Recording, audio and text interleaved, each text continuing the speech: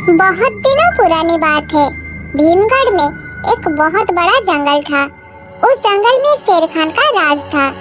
एक चालाक लोमड़ी शेर खान के साथ रहती थी। लोमड़ी हमेशा शेर खान के सेवा में रहती थी। जब शेर शिकार करता था तो लोमड़ी शिकार करने में शेर की मदद करती थी। एक दिन की बात है, दोनों शिकार की तलाश में निकले। सुबह से शाम हो गई, लेकिन एक भी शिकार नहीं मिला। तब दोनों थक कर गुफा में वापस आ गए।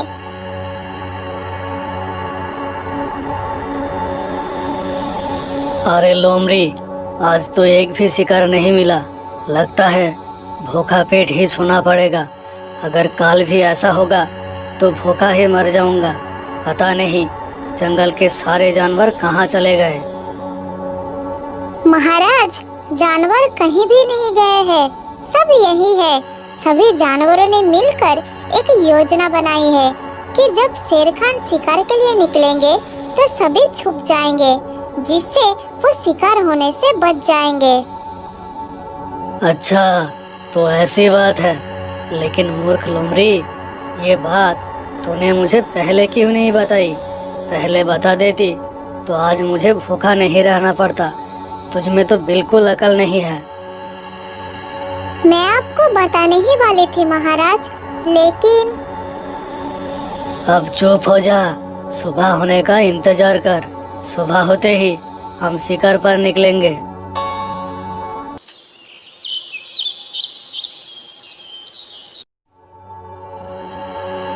अगले दिन सुबह होते ही शेर और लोमड़ी फिर से शिकार पर निकल गए। आज भी जंगल में कोई भी जानवर नहीं दिख रहा था। फिर दोनों नदी के पास गए। शेर खान ने सोचा नदी के पास पानी पीने के लिए जानवर जरूर आएंगे।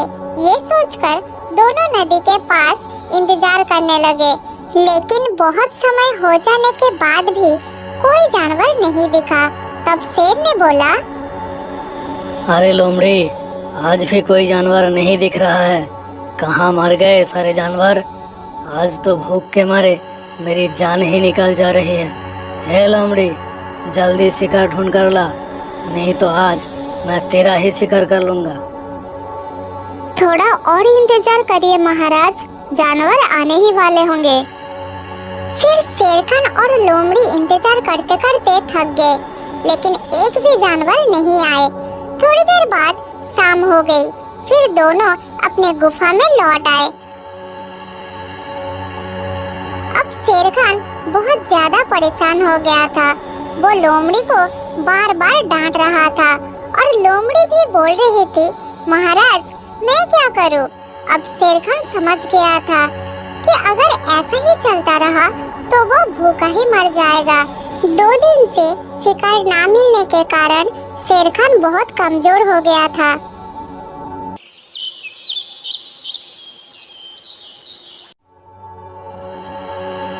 अगले दिन शेर और लोमड़ी फिर से शिकार पर निकल गए। कुछ दूर जाने के बाद शेर को एक भालू दिखाई दिया। तब शेर ने सोचा, ठीक है भालू ही सही। 2 दिन बाद एक शिकार तो दिखा, लेकिन शेर इस भालू को शिकार करने के हालत में नहीं था। फिर शेर और लोमड़ी ने एक योजना बनाई। बचाओ, कोई बचाओ मुझे, मैं इस पेड़ के नीचे फंस गई हूँ, बचाओ।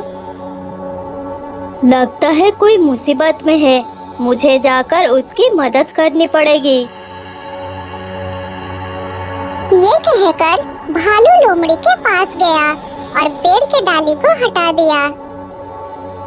बहुत बहुत धन्यवाद आपका भालू भाई। अगर आप सही समय पर नहीं आ जाते तो ना जाने क्या हो जाता। कोई बात नहीं लोमड़ी बहन, ये तो मेरा कर्तव्य था। लेकिन तुम कहाँ से आई हो? तुम्हें तो इस जंगल में पहले कभी नहीं देखा, और इस पेड़ के नीचे फंसी कैसे? भालू भाई, मैं पास के जंगल में रहती हूँ। चलते चलते थक गई थी, इसलिए यहाँ पर आराम कर रही थी। तभी अचानक ये डाल मेरे ऊपर गिर गया। फिर आपने मुझे बचाया।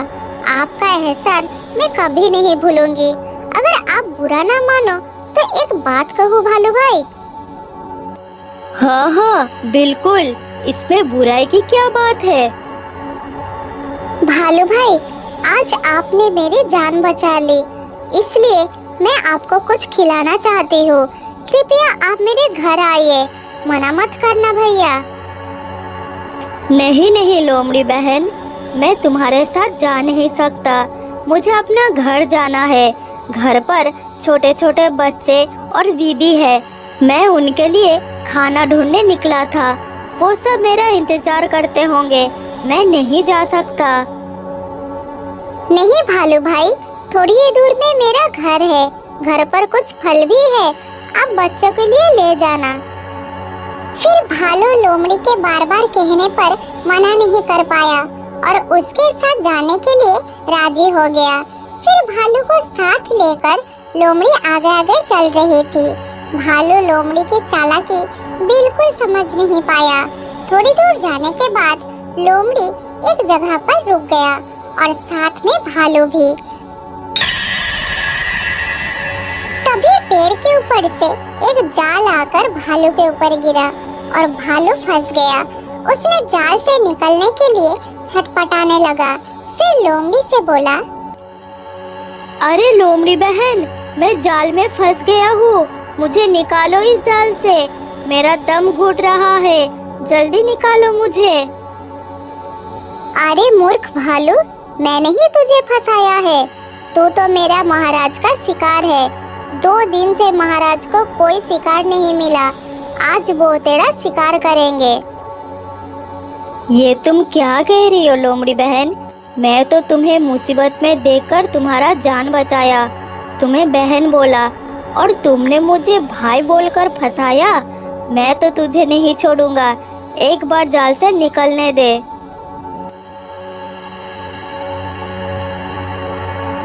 तभी शेर वहाँ पर आ जाता है और भालू को देखकर कहता है, अरे अरे, क्या हुआ? इतनी शोर क्यों मचा रहे हो? जरा मुझे बताओ, मैं भी तो सुनूं। मेरे होने वाले शिकार के मन में क्या बात चल रही है? भालू को अपनी गलती पर बहुत अफसोस हो रहा था। भालू सोच रहा था, काश मैं लोमड़ी के बातों में नहीं आता तो मैं अपना घर पहुंच जाता। भालू बहुत ही होशियार था। थोड़ा सोचकर भालू ने बोला, अरे शेर महाराज, आप मेरा शिकार करेंगे, ये तो मेरे लिए गर्व की बात है। मैंने सोचा ये लोमड़ी मेरा शिकार करेगी। अगर मुझे पता चलता कि आप जैसा महान दयालु राजा मेरा शिकार करेंगे तो मैं हंसते हंसते अपना शिकार करवा लेता। कोई विरोध नहीं करता। महाराज, मुझे माफ कर दीजिए। भालू की बात सुनकर शेर का मन बहुत खुश हो गया और बोला, अच्छा, तो ऐसी बात है। भालू, मैं तुम्हारी बात सुनकर बहुत खुश हो गया हूँ। बताओ, शिकार होने से पहले तुम्हारी आखिरी इच्छा क्या है? महाराज, मेरी आखिरी इच्छा कुछ भी नहीं है। मैं तो हंसते हंसते आपके हाथों शिकार करने के लिए तैयार हूँ। ये तो मेरे लिए गर्व की बात है। लेकिन महाराज, मुझे बहुत प्यास लगी है। अगर आप मुझे थोड़ा पानी पिलाकर शिकार करते तो मुझे अच्छा लगता। अच्छा, तो ये बात है। ठीक है, नदी के किनारे चलो और जी भरकर पानी पी लो। लेकिन भालू, तुम्हारी बात सुनकर मुझे बहुत अच्छा लगा। अगर मैं 3 दिन से भूखा नहीं होता तो मैं तुम्हारा शिकार नहीं करता। लेकिन मुझे अफसोस है, मैं तुम्हें जीवन दान नहीं दे सकता। चलो नदी के किनारे और जितना चाहो पानी पी लो।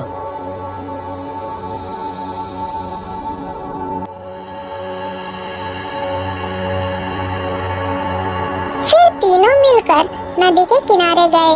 नदी के किनारे जाकर जब भालू पानी पीने के लिए आगे बढ़ा तब शेर ने बोला, अरे ये मूर्ख भालू, तेरा इतना बड़ा दुस्साहस! तेरे साथ जंगल का राजा खड़ा है। मुझसे पहले पानी पीने की हिम्मत कैसे हो गया? क्या मैं तेरा झूठा पानी पीऊंगा? तो रुक, पहले मैं पानी पीऊंगा, उसके बाद तो पानी पी लेना। ठीक है महाराज, मुझे माफ कर दीजिए। मुझसे बहुत बड़ी गलती हो गई है। पहले आप पानी पी लीजिए, मैं बाद में पानी पी लूंगा। मुझे इतनी जोर से प्यास लगी थी कि मैं भूल ही गया मेरे साथ महाराज भी है। अब जाइए महाराज, पानी पी लीजिए।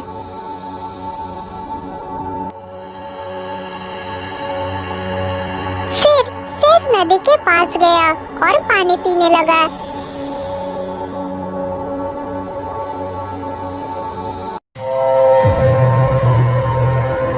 इधर थोड़ी ही दूर एक मगरमच्छ ये सब देख रहा था। मगरमच्छ भालू का दोस्त था। वो धीरे धीरे उन सब के नजदीक आ रहा था। इधर शेर पानी पीने के बाद भालू को बोला, ए भालू, अब जल्दी से पानी पी लो, मुझसे और रहा नहीं जा रहा है। बहुत भूख लगी है मुझे। तुम बिल्कुल समय नष्ट मत करो, जल्दी जाओ। शेर की बात सुनकर भालू पानी पीने के लिए आगे बढ़ा। फिर खड़ा होकर चिल्लाने लगा, कहाँ हो दोस्त? जल्दी मेरे पास आओ, मैं बहुत मुसीबत में हूँ। जल्दी आओ दोस्त, बचाओ मुझे। भालू की बात सुनकर शेर और लोमड़ी हैरान हो गए और सोचने लगे, अरे, ये भालू पानी ना पीकर क्या बोल रहा है? लगता है इसका दिमाग खराब हो गया है और उल्टा सीधा बक रहा है। तभी वही मगरमच्छ भालू के सामने आकर रुक गया। मगरमच्छ बहुत ही बड़ा था। भालू जल्दी से मगरमच्छ की पीठ पर बैठ गया और बोला, लो, अब कर लो मेरा शिकार। मेरा दोस्त आ गया। तुम दोनों धोखेबाज हो। धोखे से मेरा शिकार करना चाहते थे ना? अब पानी पीकर अपना घर लौट जाओ। चलो दोस्त।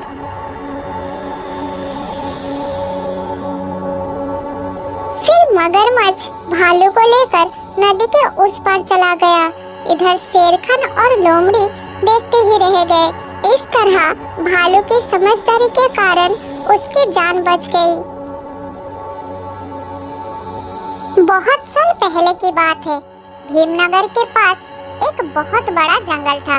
उस जंगल में बंडाज नाम का एक शेर राज करता था। बंडाज बहुत ही निर्दय था। जंगल के मासूम जानवरों को देखते ही वो मारकर खा जाता था। इसीलिए जंगल के जानवर उनके पास जाने से डरते थे। एक मगरमच्छ, एक तेंदुआ और एक सियार बंडाज का खास चमचा था।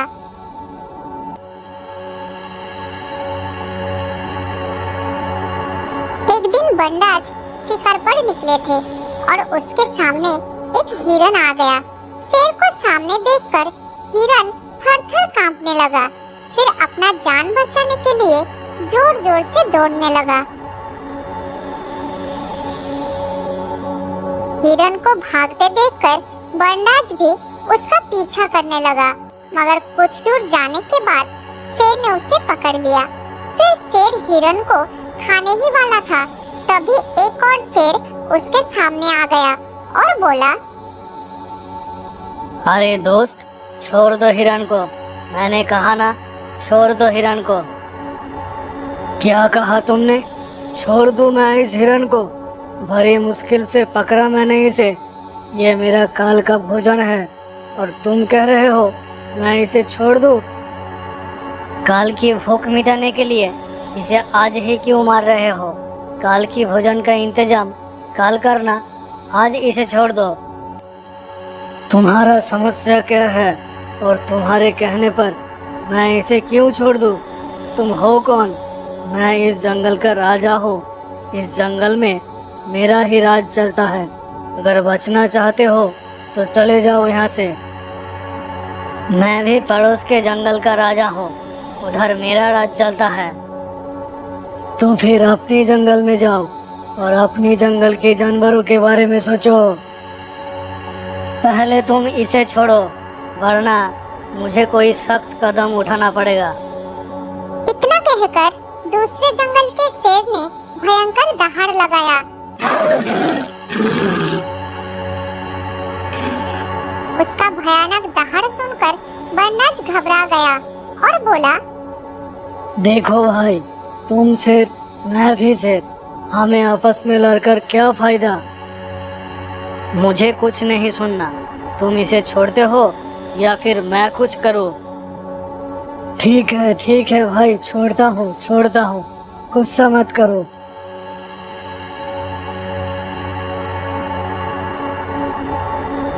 इतना कहकर बरनाज वहाँ से चला गया।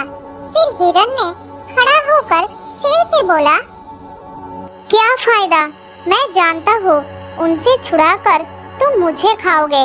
आखिर हम हिरन सदियों से तुम शेरों का भोजन बनते आए हैं। सुनो हिरन, मैं तुम्हें नहीं खाऊंगा, क्योंकि मैं शेर नहीं हूँ, नाग हूँ मैं। इतना कहकर शेर ने एक सुंदर नाग के रूप में परिवर्तित हो गया।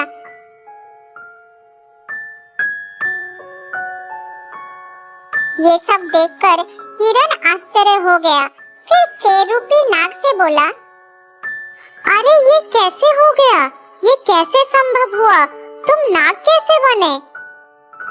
मैं एक इच्छाधारी नाग हूँ। बरसों पहले एक साधु मुझे जंगल से पकड़कर ले गया था। उसकी तपस्या के मंत्र दोहराते दोहराते मुझसे भी तपस्या हो गई। उसी तपस्या के बल से मैं इच्छाधारी नाग हो गया हूँ। अब मैं जब चाहूँ, जिसका चाहूँ रूप ले सकता हूँ। तुम्हें शेर से बचाने के लिए मुझे शेर का ही रूप लेना जरूरी था। अगर मैं सही समय पर ना आता और शेर का रूप ना लेता तो तुम्हें बचाना संभव नहीं होता। मुझे इस दुष्ट शेर से बचाने के लिए तुम्हारा बहुत बहुत धन्यवाद नागराज। फिर ये बात जंगल में लगी आग की तरह पूरी जंगल में फैल जाती है कि अपनी जंगल में, अपनी ही जंगल से बरसों पहले खो गया नाग इच्छाधारी नाग बनकर लौट आया है। अब वो जिसका चाहे रूप ले सकता है और उसका रूप लेकर हमारी रक्षा करता है। इस तरह कुछ महीना बीत जाता है।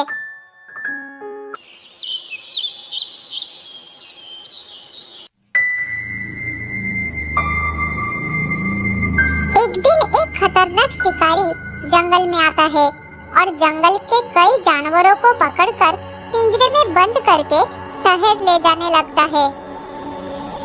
अरे वाह, इस बार तो बहुत सारा जानवर पकड़ा गया है।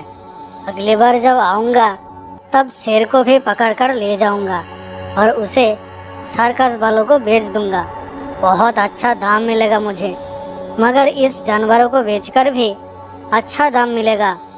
अगर इसी तरह चलता रहा तो बहुत जल्द मैं अमीर बन जाऊंगा। लेकिन इन सब को ले जाने के लिए मुझे एक ट्रक का इंतजाम करना होगा। तुम तैयार होकर इधर रुको, मैं एक ट्रक का बंदोबस्त करके जल्द ही वापस आ जाऊंगा। इतना कहकर शिकारी वहाँ से चला जाता है। उधर एक झाड़ियों के पीछे नागराज छुपकर सब कुछ देख रहा था। फिर वो कहता है, अच्छा, तो पूरा जंगल शहर ले जाना चाहता है और जंगल के मासूम जानवरों को बेचकर अमीर आदमी होना चाहता है। लेकिन मेरे रहते मैं ऐसा बिल्कुल नहीं होने दूंगा। उधर सारे जानवर डर के मारे पिंजरे के अंदर कांप रहे थे। अब हमारा क्या होगा? इस दुष्ट शिकारी ने हमें शहर ले जाकर बेच देगा, फिर हम सब अलग हो जाएंगे।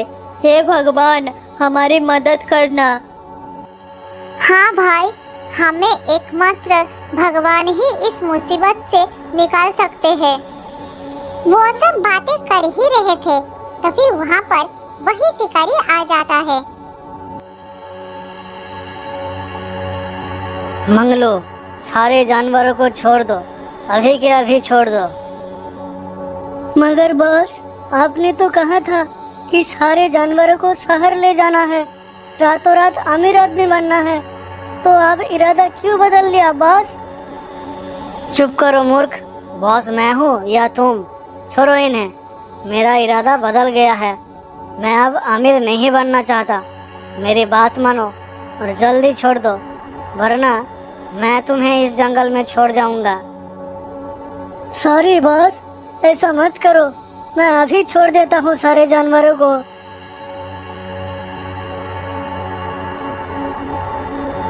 फिर मंगलू ने पिंजरे का दरवाजा खोल देता है और शिकारी कहता है, भागो, तुम सब जल्दी भागो यहाँ से, वरना फिर से कैद कर लूंगा।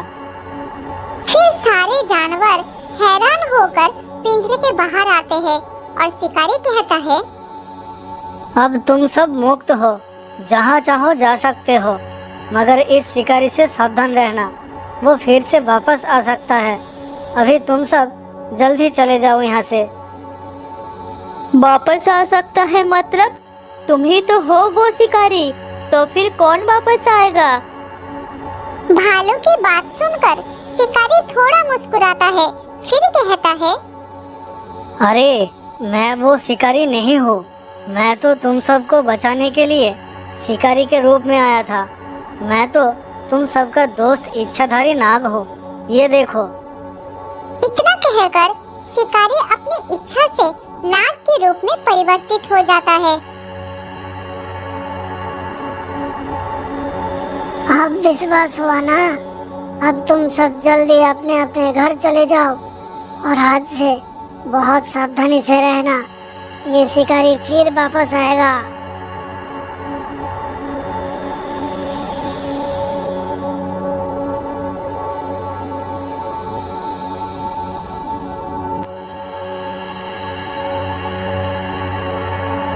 उस दिन के बाद जंगल के जानवर कोई समस्या लेकर शेराज के पास जाने के बजाय सीधा नाग के पास पहुंचता था और नाग उस समस्या का हल आसानी से कर देता था। ये सब देखकर शेराज को अपनी बेइज्जती महसूस होती है। जंगल का राजा वो और राज करे वो नाग, ये बात उसे सहन नहीं होती। फिर वो गुफा में वापस जाकर उसी दिन अपने दोस्तों को दरबार में बुलाता है। तुम सबको पता है इस जंगल में क्या चल रहा है? जंगल का राजा मैं हूँ और राज कर रहा है वो नाग। सारे जानवर अब उसी के पास जा रहे हैं और शेर बनकर मेरा शिकार भी छीन ले जा रहा है वो। आप ठीक कह रहे हैं महाराज। एक दिन वो मुझसे भी बड़ा मगरमच्छ बनकर मेरे सामने आया और मेरे मुंह से बकरा छीन ले गया। आपको पता है महाराज, उस दिन मुझे भूखा पेट ही रहना पड़ा। ऐसा हाल मेरा भी है। मैं तो अब शिकार पर जाता हूँ तो असली शेर देखकर भी यही सोचता हूँ, कहीं ये इच्छाधारी नाग तो शेर बनकर नहीं आ गया। मुझे भी जंगल में डर डर कर घूमना पड़ रहा है। सियार, तुम तो बहुत चतुर हो। अपनी चतुराई से इस इच्छाधारी नाग से हमारा पीछा छुड़ाओ, नहीं तो सब भूखा मरोगे। हाँ सियार भाई, शेरराज ने ठीक ही कहा। तुम ही कुछ उपाय निकाल सकते हो और मैं वचन देता हूँ, अगर तुम हम सबको इस मुसीबत से निकालोगे तो कोई भी मगरमच्छ एक भी सियार को नदी में पानी पीने आने पर शिकार नहीं करेगा। शेरराज और मगरमच्छ की बात सुनकर सियार कुछ देर सोचा, फिर बोला, हाँ याद आया, इसका तो एक ही रास्ता है। नेवलेराज से कहकर नाग को मरवा देते हैं। इस नाग का इलाज नेवलेराज ही कर सकता है। ये सब कैसे होगा? क्या सोच रहे हो? जरा खुलकर बताओ सियार। महाराज, नेवले को हम नाग के बिल के बाहर छुपा देंगे। बिल से बाहर निकलने के लिए नाग अपना फन ही पहले बाहर निकालता है। जैसे ही नाग बिल से अपना फन निकालेगा, तभी नेवला उसका फन अपनी नुकीली दांतों में पकड़ लेगा और उसका काम तमाम कर देगा। अगर नेवला नाग का फन पकड़ लिया और तभी नाग कोई दूसरा जानवर का रूप लेकर नेवले को ही मार दिया तो? नहीं मार पाएगा महाराज। नाग जब भी कोई जानवर का रूप लेता है तभी वो अपनी आंख बंद करके मंत्र पढ़ता है, और जब आंख ही फूट जाएगी तो वो मंत्र नहीं पढ़ पाएगा। नेवले उसे तब तक नहीं छोड़ेंगे जब तक वो शांत न हो जाए। वाह वाह, बहुत अच्छा उपाय निकाला तुमने। चलो नेवले के पास चलते हैं। फिर वो सब मिलकर नेवले के पास जाते हैं और पूरी योजना समझा देते हैं। सारी बात सुनकर नेवला राजी हो जाता है।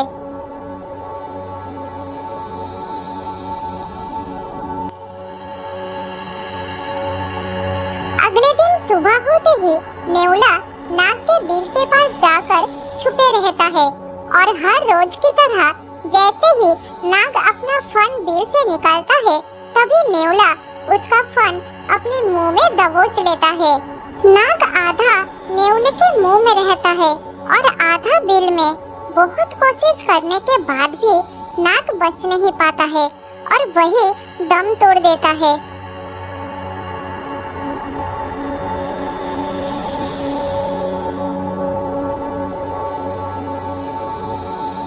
नाग की मौत की खबर सुनकर पूरा जंगल उदास हो जाते हैं। वो सब बेसहारा हो जाते हैं। अब उन सबको कौन रक्षा करेगा? उधर शेरराज और उनके साथी बहुत खुश हो जाते हैं। फिर शेर हंसते हंसते कहता है, अब पूरे जंगल में मेरा ही राज चलेगा। हर कोई अपनी समस्या लेकर मेरे पास ही आएगा।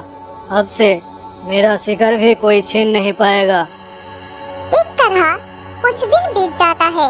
वो सब बहुत खुश थे, लेकिन अचानक शेरराज की खुशी दुख में बदलने वाला था।